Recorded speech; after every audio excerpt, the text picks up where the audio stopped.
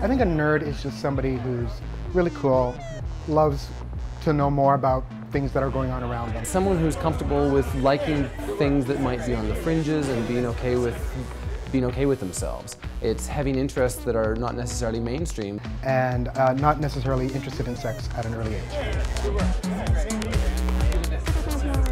My name is Wade Kelly, and I am one of the nerd bosses for Edmonton. My name is Adam Rosenhart, and I'm one of the co-bosses of Edmonton Nerd Nite.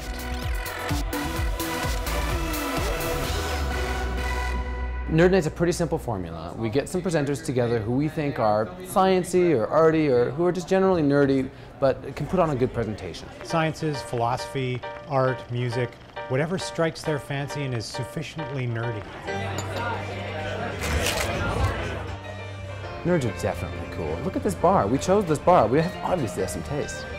People can expect to be served alcohol. It's kind of like when you watch a TED Talk, they're exciting and nice and fun, but it's better to see them live, and it's better to see them live with a beer in your hand. Nerd Nite is really about as much meeting a bunch of fellow geeks and nerds as it is about listening to some fabulous speakers, but they can also expect to be entertained and educated. We in fact say it's like Discovery Channel with beer.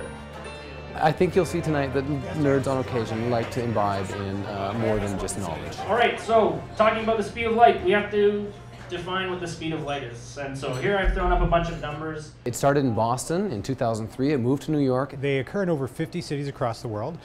We are the third Canadian city to do a Nerd Nite, and they sell out pretty quick. If tonight is any evidence, we sold out 50 tickets in a very short period of time. Oh yeah, I heard about this event through a friend in social media, and it sounded like right up my alley because one of the presenters was talking about advanced physics and potentially traveling faster than the speed of light. And I'm a filmmaker and a writer, and my next project happens to take place in the future and in space. So it's been really informative.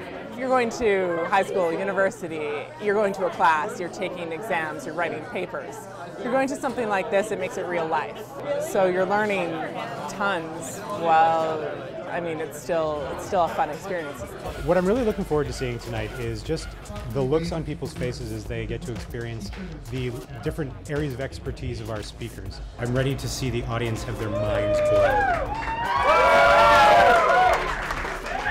My name is John Estachio. I'm a composer, and I'm here to talk about what I do as a composer, write opera and other things. Wade Kelly, help me, thank you very much. I'm 46, I'm still a nerd, I still like Star Wars, I still watch Star Trek. And, you know, and I like what I do, I love what I do. Not everybody does what I do, and they're kind of curious and fascinated about it. So I thought I would get up there and share a little bit of how I do what I do. Now, when you write an opera, one of the first stumbling blocks that a composer encounters is finding a librettist. With the world of internet opening up, I think people are very aware now of what's going on around them and what's going on in their own community. And there's some really fascinating people doing fascinating things right here in town. Thank you very much. Thank you, Wayne. And in Edmonton, we've got this research-intensive university at the U of A, and there's interesting things that are happening right in this city. Science is so hot right now that if I were wearing science, I would take it off and put it aside somewhere. Just over to the side, science.